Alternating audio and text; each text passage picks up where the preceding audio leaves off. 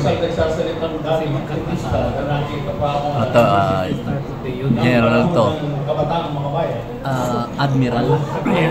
Admiral to ng Abinoha. Si Daniel Abinoha ng Philippine Navy.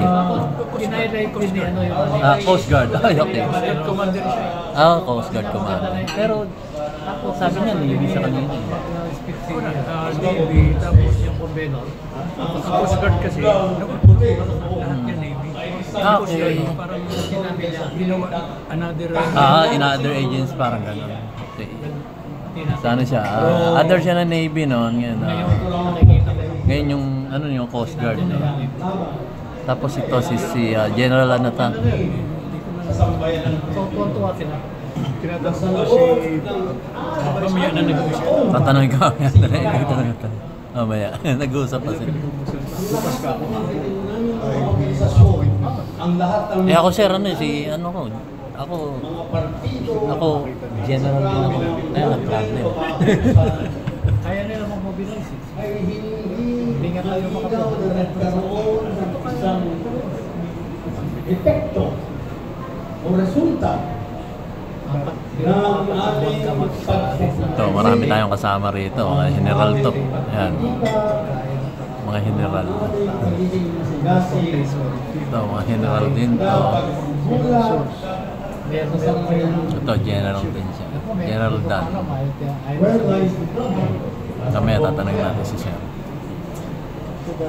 Hindi kailanman mabigay o magiging 200 people naka-check-in lang din. ibigay natin ang pulang sa masa. Sa ano bang undertaking Gusto mo mag-check-in? ang revolutionary Sir, sa Navy rin kayo, sir? Ha? Sa Navy rin kayo? Philippine Constabulary. Nice meeting you. Nice meeting you. Ha? Pakamay, isang mga general. tagumpay Tanong sa akin to eh. Tanong kami eh. Ha? Tanong kami. Military man ka ba? Ha? Civilian, sir, civilian. Natutuwa po ako Civilian ako. sa gitna ng ating pagdadala natin na sa pagkatapos ng 6 na taon ng pakikibaka Kasama kami sa Malacanang. ay wala pa rin yung marginang na tagumpay na tayo nakikita. Kaya lang, may bloodline lang ako, sir, ng mga military. Gumaan po General ang din yung ating uncle ko. Makalinaw. General Makalinaw. sa pamamagitan ng Bartolome Makalinaw. Class 19. sa 57? pamamagitan ng seminar workshop na ito. I think, ano kayo? 1957 siya. Tayo Sila yung magsasawa, hindi tayo nakasama sa hindi Vietnam tayo War. titigil na makikibaka Pinadala sila ng para Sina ng General De Villa. ng ating layunin para sa bayan ng sama nila pinadala sila ng Pilipinas sa Vietnam. Ang mensahe ko lang po ngayon, sapagkat ako'y gustong makinig pa. Hintayin ko yung Napakarami speech pong ni mga may Lay ganitong Donis. magsalita Siya pagkatapos daw ang ko. susunod eh.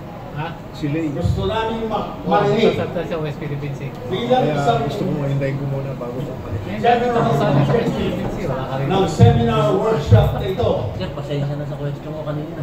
Hindi, okay na Gusto yun. namin marinig pa Magnetic naman talaga yung ang pagpapahayag ng Alam ko naman yun eh. nagmamagnet kasi damdamin. yung Ang iba pang mga ang iba pang mga speakers, ang iba pang mga Natin ng tanong kayo na.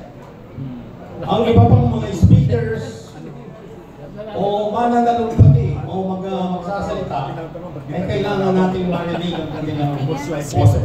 Excuse me po. Paano daw? Kaya Mamaya hindi ko na daw naman po. kahabaan Mamaya ng may salita. conversation po. Hindi. Mamaya na daw po. Kasi Ang malakas yung... solusyon ng Ay, sorry. sinasabi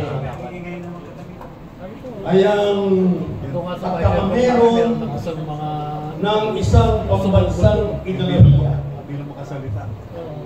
Pero... Tayo lamang ang bansa Huwag natin, no? dito sa Asia at saka sa Southeast Asia Naging guest namin na hindi ng Navy.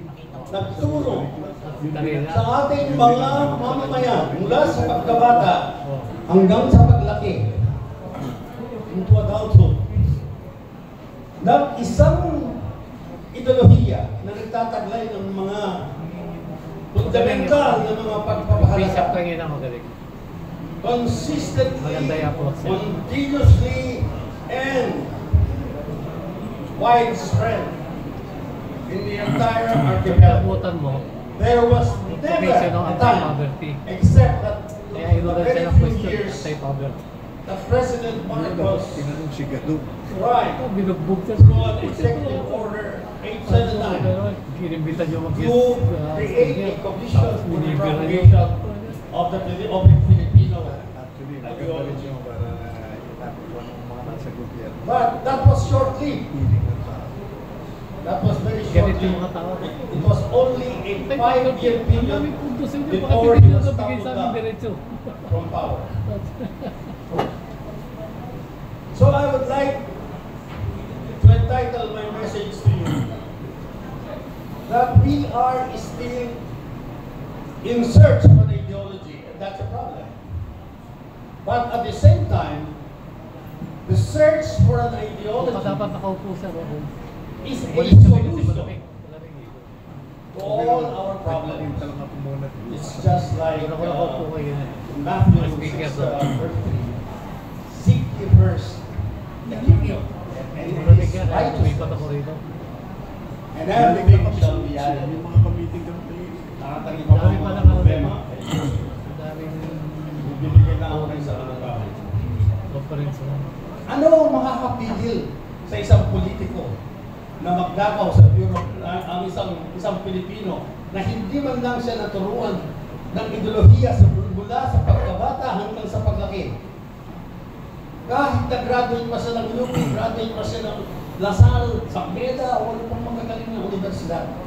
Pag in-appoint mo siya sa Bureau of Customs, sa Bureau of Internal Revenue, bigla siya nagkakaroon ng sungay, nagbuntot, at saka mahaba ang mga kuko. Walang epekto ang ganitong mga pagtuturo. Religion mula sa grade school, ay preschool, religion sa elementary, religion sa high school, religion sa college, hanggang sa maging abogado, top-notcher pa sa bar. Pero pag in-appoint mo siya sa Bureau of Customs, wala yun. Nagiging demonyo. Nasaan ang problema? So, we are in search of an ideology. Okay. That's a problem. Sa akin to. Hindi. Nauna ito kanina. We are... Susunod ka na. Eh, ganyan na to. Sa akin, sa Okay. akin. Ito ang magiging weapon na. We are in search of a solution. And at the same time, we are confronting a problem of national dimension, Lumaki The ang lack initiative. Nakakuha sila. of a national ideology. 1.2 million. May sasa. Unlike Japan, unlike South Korea, unlike Indonesia, Pancasila, unlike Malaysia, Rubon Negara, Pero these are all the titles to the ideology that are now being propagated maganda. in Japan, Tayo, mahirap eh. in Malaysia, in other countries of Southeast Asia. In other words, to illustrate the example that there are so many religions, there are so many belief systems, there are so many sects, there are so many denominations, there are so many even cults that exist in Philippine society.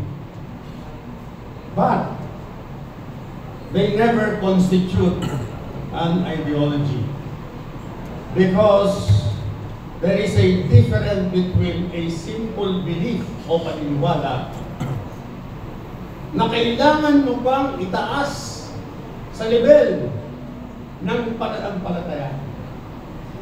You have to raise a belief to the level of faith. Sapagkat ang pananampalataya ay merong kaakibat na kahandaang kumilos, na kahandaang magsakripisyo, at kahandaang ialay ang buhay kung kinakailangan. Marami na mga Pilipinista dito. But anyway, from my personal experience, yung Catholicism, which in itself is an ideology, napasama rin ako when I was in high school. Napasama ko sa Christian social movement.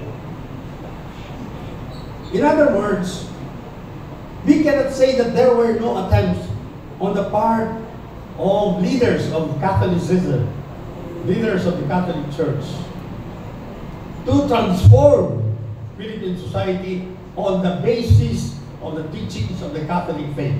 Meron. Pagkatapos doon,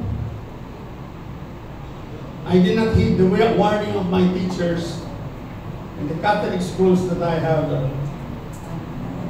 Kapag ako ay naging sakristan sa ilalim ng mga Benedictine sisters sa Angeles City. Mula grade 1 hanggang high school, nandun ako sa Angeles City. The City of Angels.